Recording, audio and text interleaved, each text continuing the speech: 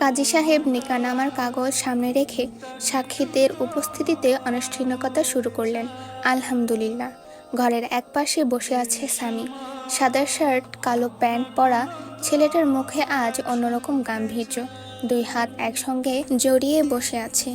কাজী সাহেব নিকানামার দিকে তাকিয়ে বললেন, জনাব কায়নাত রহমান স্বামী, আপনি কি মোহরানা নির্ধারক পূর্বক হিয়া খন্দকারকে আল্লাহর বিধান অনুযায়ী জীবনসঙ্গী হিসেবে গ্রহণ করতে রাজি থাকলে কবুল বলুন। ঘরের উপস্থিত সবাই নিঃশ্বাস বন্ধ হয়ে এলো। সবাই তাকিয়ে রইল তার দিকে। স্বামী একবার চোখ বন্ধ করে আবার খুলল। পরপর 3 বার কবুল বলে আলহামদুলিল্লাহ, কবুল কবুল কবুল। ঘরের চাপা হাসি ছড়িয়ে পড়ল। বেটা বিয়ে করবে না বলে সারা রাত টাল হয়ে পড়ে রইল, এখন দেখ কি তাড়াহুড়া করছে বউ নিয়ে। রেদওয়ানের কথা শুনে আয়েশা, ইয়ামিন, তারা সবাই মিটমিট করে হেসে ফেলল। এরপর কাজী সাহেব পর্দার ওপারে বসলেন। লাল বেনারসিতে মাথা নিচু করে বসে আছে হিয়া, তার পাশে মা, খালা আর কয়েকজন নারী আত্মীয়। কাজী সাহেব মৃদু কণ্ঠে হিয়ার দিকে তাকিয়ে বললেন, মা হিয়া খন্দকার, আপনি কি মোহরানা নির্ধারক পূর্বক জনাব কায়নাত রহমান স্বামীকে আপনার স্বামী হিসেবে গ্রহণ করতে রাজি আছেন? যদি রাজি থাকেন তাহলে আলহামদুলিল্লাহ কবুল বলুন। হিয়ার বুকের ভেতরটা কেঁপে উঠল। চারপাশ স্তব্ধ হয়ে গেল মনে হয়। সে একবার মায়ের মুখের দিকে তাকালো। মা আশ্বাসের হাসি দিয়ে মাথা নাড়লেন। হিয়া গভীর এক নিঃশ্বাস নিল। তারপর স্পষ্ট কোমল কণ্ঠে বলল, আলহামদুলিল্লাহ কবুল। কাজী সাহেব দ্বিতীয়বার ওই একই প্রশ্ন করলেন। হিয়া আগের থেকেও দৃঢ় কণ্ঠে বলল, আলহামদুলিল্লাহ কবুল।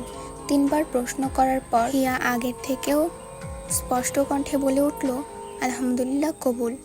আলহামদুলিল্লাহি রাব্বিল আলামিন।